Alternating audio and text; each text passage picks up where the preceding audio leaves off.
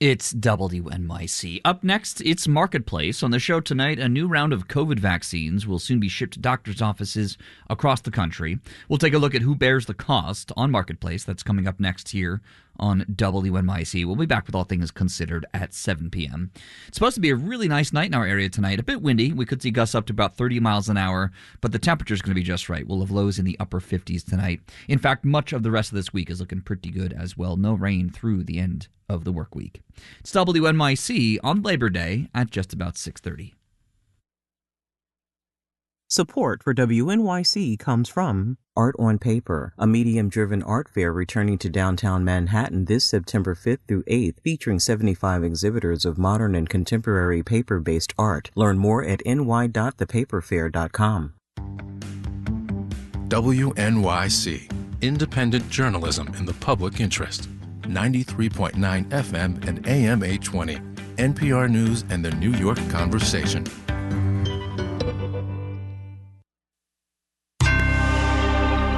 Marketplace is supported by Odoo, designed to save time on Marketplace is supported by Odoo, designed to save time on business management with one simple user-friendly software. ODOO.com. This economy? Plus, pick your fun this holiday. Cooking, music, we've got a bit of it all. From American Public Media, this is Marketplace.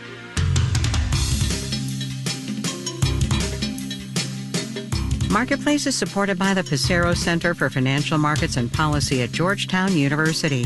Their Financial Markets Quality Conference will feature financial leaders and policymakers on September 17th. And by Betterment, an automated investing platform that helps make it easy to invest. Learn more at Betterment.com. Investing involves risk.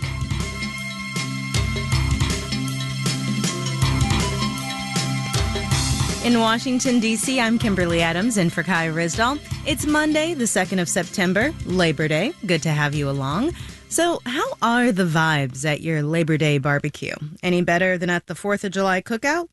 I ask because we got some data Friday suggesting that the American consumer is in a slightly better mood now. According to the University of Michigan, for the first time in 5 months, consumer sentiment actually improved. Marketplace's Matt Levin reports on whether that so-called vibe session is maybe turning a corner. So just to kind of remind you where the economy is right now, the Fed seems to be finally getting closer to its inflation target. GDP grew at about 3% last quarter, which is really good. And while the labor market is cooling, unemployment is still historically pretty low. So that whole consumer vibe session thing, it's got to be over by now, right? No, it's not over yet. Oh. Kayla Brune is an economist at Morning Consult. She says even though consumers feel a little better now that inflation is closer to 2%, they still very fondly remember their lower grocery bills of 2019. Consumers are very fatigued by prices, and it is that inflation component that's really been driving the vibe session, and consumers are not over that.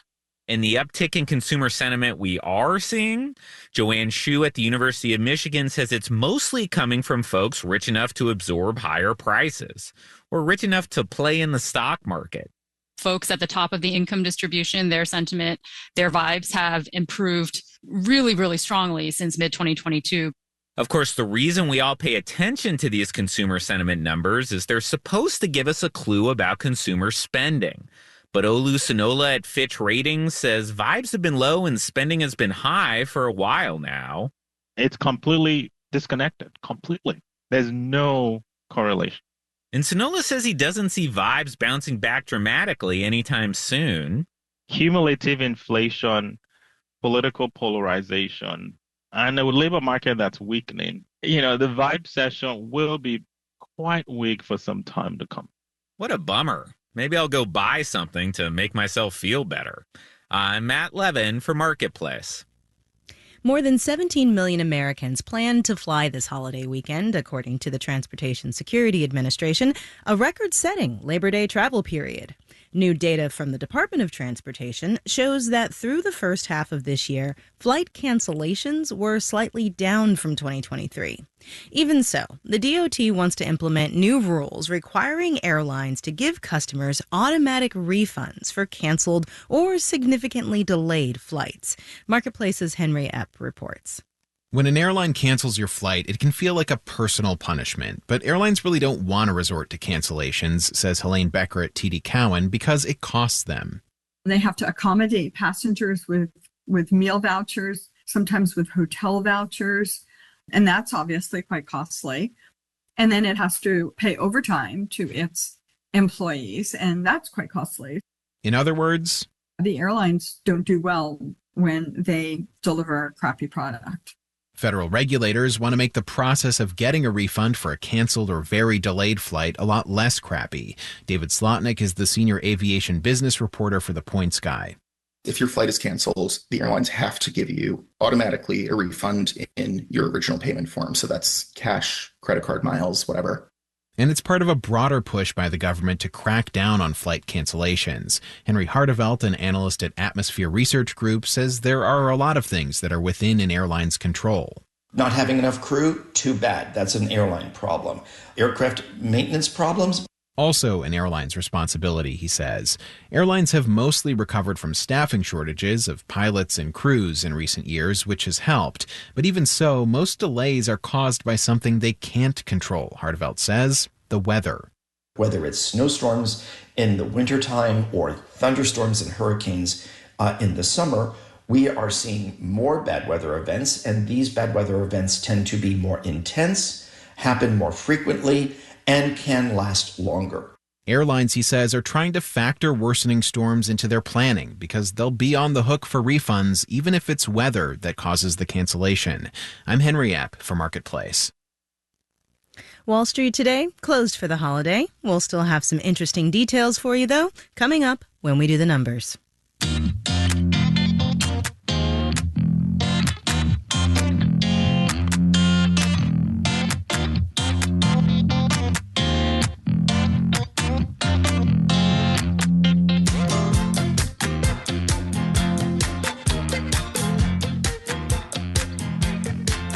Thanks to streaming, the music industry has been doing pretty well lately.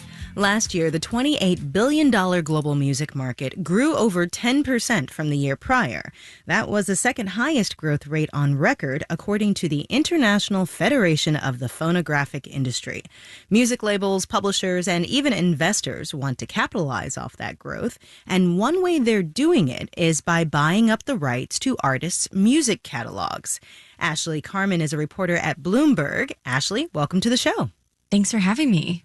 So explain the basics. How does this business of buying music catalogs work? Yeah, so really the idea recently is that because of streaming, you can kind of predict how songs are going to perform in the future. So investors, whether it be private equity investors or the labels themselves, have started buying up catalogs with the idea that they can make returns on these investments and also find new ways to build the revenue beyond even just the streaming revenue. Like what ways are those? So, for example, they can create brand deals depending on the types of rights that they have. So they can create brand deals where they put an artist's face on a different product or license their name for a product. They can put songs in movies and TV, which is its own payment, but then also has the added bonus of oftentimes driving up the streams. So that helps in that way as well. There's a few different ways they can do it. Yeah, this has been around for a little bit. You write about how Kurt Cobain's catalog was purchased back in 2006, and it was pretty groundbreaking at the time. Yeah, so what was interesting about that is when that catalog sold to Primary Wave Music, it was for a reported $50 million. And really, once they acquired the rights to this catalog, they got to work pretty quickly. So they started putting Nirvana's music in movies and TV programs.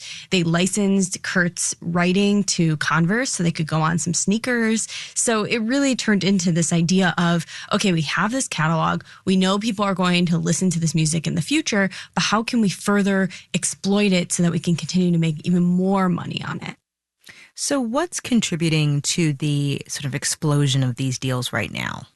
Yeah, so there have been a few things. For one, this kind of took off during the pandemic. And so the idea was it was a low inflation period, interest rates were low, investors really wanted to find higher yielding assets. And again, with the advent of streaming, music became kind of this asset that, although it existed previously, was now a bit more proven out. And that's why you began to see some of these really flashy deals, like Bob Dylan selling his catalog to Universal Music Group for more than $200 million in December 2020. So once these companies get a new catalog or get an old catalog, I guess, how then do they go about kind of marketing that and making these older songs relevant to new audiences? Really what they begin to do, at least when I spoke to Primary Wave, one of the companies who does this type of work, is they start building out social media accounts. And part of the reason they have to maybe even start doing that is because if they're working with older artists, they might not have ever been on TikTok or Instagram. So, for example, they work with Smokey Robinson, and when he signed a deal with them in 2016, he didn't have any social media accounts. But now he's 84 years old. He has more than 270,000 followers on Instagram and over 150,000 on TikTok. So the idea is really get the digital audience well acquainted with this older artist. And then ideally, the brands will be more interested in kind of working with Smokey, working with whoever, and putting their name behind them. So how is this changing the music industry? It's changing the music industry in so much as we're seeing a lot more as consumers of music. Interpolations, which are basically where if you own the publishing rights to a song, you can't use the master recording. So that's like the song you hear on the radio, for example. You can use the lyrics in the song itself. And so what folks will do is they'll re-record that song and the lyrics and use it in a new song. So you can hear a lot of these examples. One is Blue, that popular Eiffel 65 song turned into a BB Rexa hit in 2023. Once you start paying attention for these, you can kind of hear them everywhere. Ashley Carman is a reporter at Bloomberg. Thank you so much. Thanks, y'all.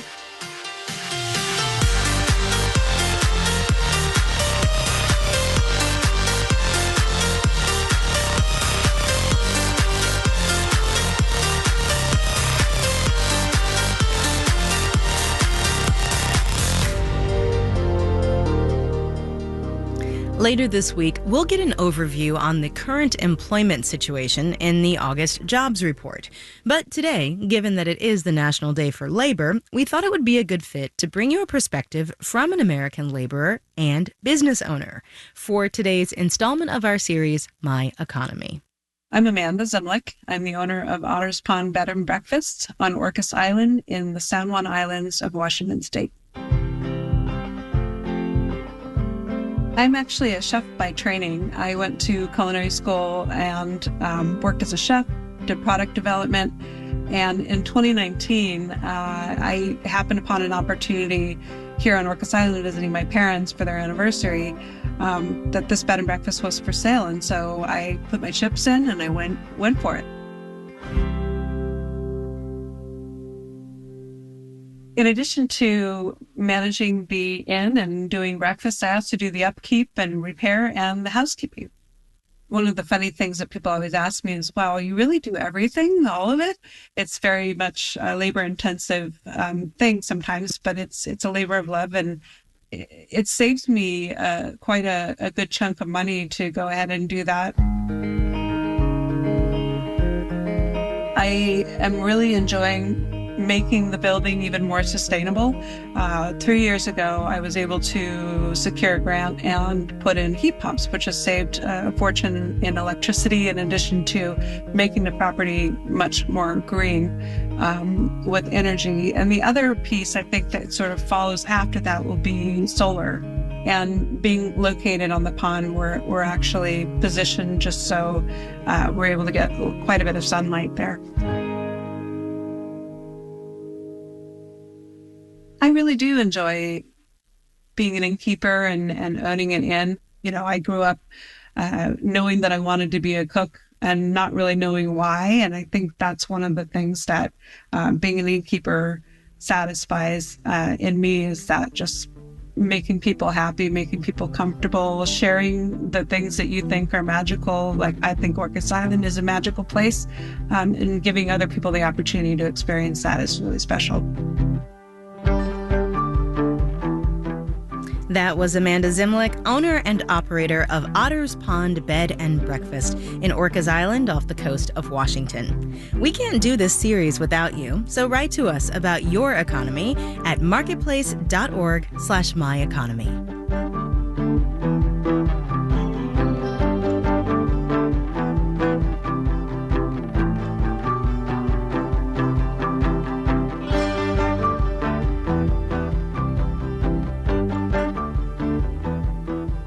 Coming up, we also mostly wanted to see where Korean food was going. I want to see too. But first, let's do the numbers. U.S. markets are closed today for the holiday, so since it's Labor Day, let's look at some labor statistics more broadly.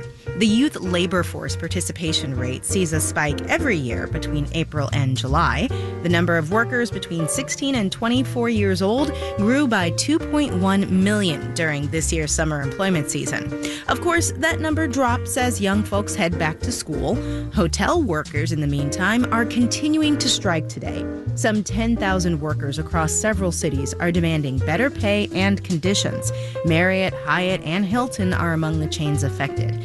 The hotels and the union representing the workers, Unite Here, both say talks will continue. You're listening to Marketplace.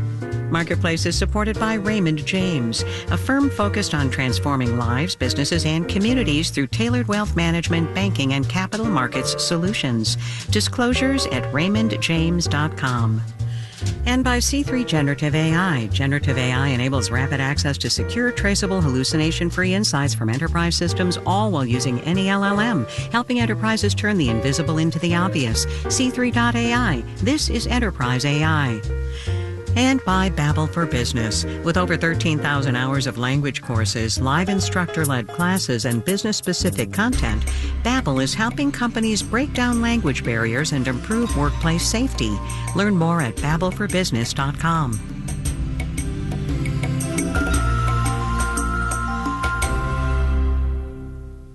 WNYC is supported by Suffs, the Broadway musical about an era where women were not allowed to vote, but were allowed to fight. Their story is a reminder that the world can be changed because they did it before. Tickets at suffsmusical.com. WNYC is independent public media, here to serve you and our entire community. We're listener-supported and proud of it. Financial contributions from listeners like you make our work possible. When you give to WNYC, you're helping to fund the news you count on and the conversations yet to come. Please, become a member now. Visit WNYC.org and click on Donate. You're listening to Marketplace on WNYC. Coming up in the 7 o'clock hour of All Things Considered, voters in 2 German states deliver a boost to the country's far-right party, the Alternative for Deutschland. We'll hear about that and much more at 7 o'clock. Stay tuned. This is Marketplace. I'm Kimberly Adams. The Food and Drug Administration recently approved the latest round of COVID vaccines, meaning they're now available at many doctors' offices and pharmacies around the country. And for the second year in a row, the federal government is not picking up the tab. Physicians have to order the vaccine weeks in advance and pay up front for the shots they'll have on hand this fall. It's a tricky calculation. Jackie Fortier, with our partner KFF Health News, has this look at how this is playing out in one medical field, pediatrics. At his practice in Orange County, California, pediatrician Eric Ball opens a refrigerator full of vaccines. DTaP, polio, pneumococcal vaccine. This is where we usually store our COVID vaccines, but we don't have any right now. His practice hasn't had COVID vaccines for months. In the spring, they ended up throwing out dozens of expired shots. Last year, we bought too many COVID vaccines. We thought the demand would be way higher than it was. Over-ordering the vaccines meant his practice ate the cost of the unused doses, $150 each. That's like throwing away $150 repeatedly every day. That's not a mistake Ball and his practice can afford to make again. So this year, he slashed his fall vaccine order to the bare minimum. Even so, it's a tricky calculation. We took the number of flu vaccines that we order, and then we ordered 5% of that in COVID vaccines. That's roughly 240 doses, which costs his practice about $36,000. It's a gamble because in the 2023-2024 COVID vaccination season, about 15% of kids got the shot, even though the government recommends it for every child over 6 months. COVID vaccines aren't typically required for kids to go to school, so it's not like pediatricians can predict vaccine needs based on enrollment. The cost of vaccines, that's our biggest expense, but it's also the most important thing we do, you could argue. I mean, is vaccinating kids. Chicago pediatrician Scott Goldstein owns his own practice. Besides the overhead cost, he says just storing vaccines in his office is risky. They can put you out of business if something goes wrong. We've had things happen before where a refrigerator gets unplugged, and then we're all of a sudden out $80,000 overnight. Some pediatricians say they would order more COVID shots if pharmaceutical companies had a more forgiving return policy. Pfizer, for example, will take back just 30% of unused doses for kids 12 and up. Pediatrician Deborah Greenhouse owns a practice in Columbia, South Carolina. If you only let us return 30%, we're not going to buy much. We can't. Greenhouse operates her own practice, so if she orders too many doses that are left over, the cost comes out of her pocket. If we get stuck holding a ton of vaccine that we cannot return, we can't absorb that kind of cost. Once she runs out of doses for her older kids, she'll advise parents to get the shot at a pharmacy. It's not ideal. She knows some parents might forget to make that extra trip or just not bother. But Greenhouse's practice has thin margins, so a minimal vaccine order is a business necessity. We want to continue to be their medical home. If we go out of business, we're not anybody's medical home. Pharmaceutical companies can't tell pediatricians exactly what the turnaround is from ordering vaccines to delivery, which adds to the uncertainty. In California, Eric Ball is frustrated with the fuzzy timeline. He's heard from a few pediatricians who think it's too much of a hassle and aren't going to stock the COVID vaccine at all. There's reasonable chance that your doctor will not be offering COVID vaccines this year, which makes it harder to get. And the harder it is to get, the fewer people are going to be vaccinated. And he says when fewer people are vaccinated, those who are most at risk, like infants who are still too young for the shot, might get sick. I'm still sending babies to the hospital with COVID. Like, we're still seeing kids who have symptoms of long COVID. He's hoping that if some pediatricians make the business decision not to stock the COVID vaccine, that parents will take the extra steps to get their kids vaccinated, even if it's with another provider. In Los Angeles, I'm Jackie Fortier.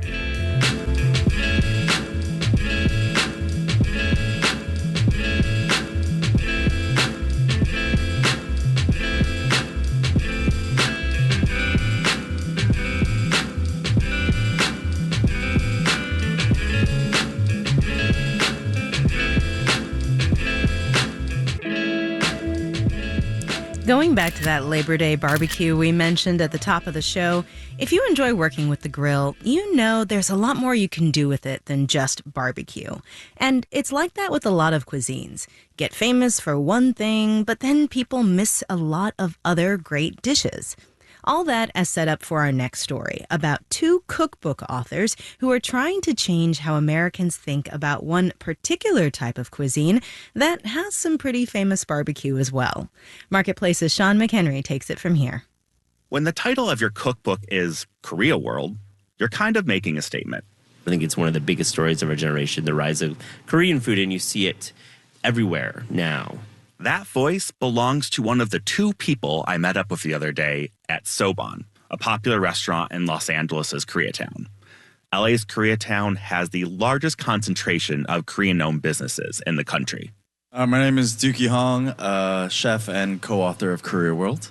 My name is Matt Rodbard. I am the co-author of Korea World with my buddy Dookie Hong, the chef. Buddies and writing partners, Hong and Rodbard have been covering Korean cuisine for about a decade. They have two cookbooks out, including Korea World, published earlier this year, and their first book, Koreatown, published in 2016.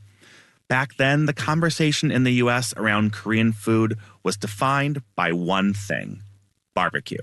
So with Koreatown, we wanted to smash that perception. And so we were covering all sorts of, we had a whole section about tangs and chigaes, which are soups and stews. We called it Beyond Barbecue. I don't know if we put that phraseology in the first book. Like, Korean food can't just be good barbecue, which nothing wrong with good barbecue, but really expanding that conversation. And I think with Koreatown, we got the opportunity to do that as first-time authors. They made the New York Times bestsellers list. And then we took a break from each other. Dookie moved to San Francisco. Took a break. We took a break from each other. It's not like that, guys. guys. On a break. It's not like that, guys. No, we were in contact. We decided to just do our own projects, but we also mostly wanted to see where Korean food was going. But to understand where Korean food went next, you also have to look a little outside the food industry at pop culture. There's a thing called the Korean wave, or Hallyu. Here's Matt Rodbard. It's the way that Korean culture produced in Korea was exported throughout the world. And you could say it was done in a very strategic sense through the Korean government. Money was being spent to promote and to nurture pop music and film and food. A lot of money. For this year, the South Korean government budgeted $1.3 billion to the Korean content industry. And looking back over the last decade, Hallyu supported Parasite, Squid Game, BTS. I remember seeing a news segment, like they were lining up to the highway. And I was like, what are they lining up for? And it was a Korean K-pop band, right? BTS, right? I myself didn't know who, I probably shouldn't say this out loud, love BTS, but didn't know who they were. So, but there's so many people that knew about it. We call it this like cultural trifecta of like the cuisine, the music, the arts, all kind of hitting at the same time. We thought that this was a story that needed to be told, and we really challenged ourselves with many things. We didn't repeat recipes, we didn't repeat stories, and we landed on Korea World, which just like expanded the universe of Korean food. But it is still a business at the end of the day. The real reality is that it's a hits business. As a publishing executive, your job is to sign up authors 2 to 5 years in advance, and hopefully a few of them are going to sell. Since Korea World was Hong and Rodbard's second book, they got to work with a lot of the same people they had for Koreatown. They spent several years traveling through Korea and the U.S. All I remember are the trips. Like, it really didn't feel like work. Should I say that? Oh, sorry. Speak for yourself, it felt like brother. work for him, but it was great for me. It was work, man. The fruit of that work? Hong and Rodbard hope this cookbook will be more than an introduction to Korean food, but instead will add nuance. Hopefully kind of like, oh, there's Sicilian restaurants here. There's, you could go to a Szechuan restaurant, like regional. So many cuisines have established that. Maybe Korean food gets to that point where we're like, okay, we're going to go to this Jeju restaurant. That'd be a nice little moment in Korean food. And the next moment, they said maybe plant-based Korean cuisine, but they're going to need another 10 years just to see what happens. I'm Sean McHenry for Marketplace.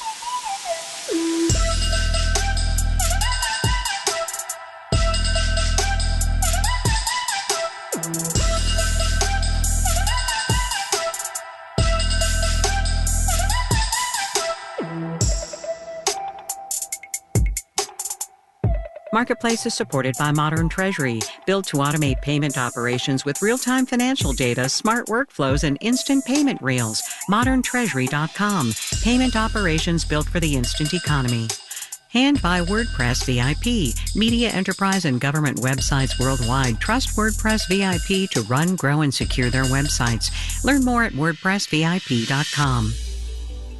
This final note on the way out, one group of folks laboring hard today is Team USA over at the Paralympics in France, with athletes medaling in track and field, badminton, paratriathlon, and wheelchair rugby. Team USA winning silver today in the wheelchair rugby finals, a sport so intense and high contact, it's casually called murder ball.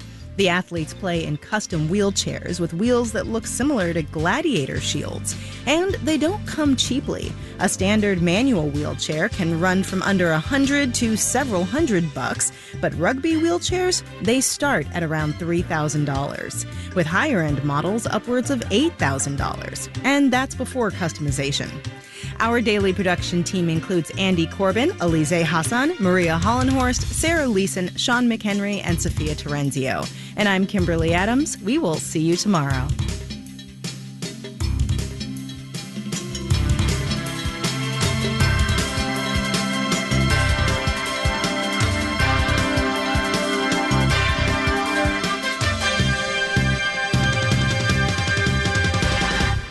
This is APM.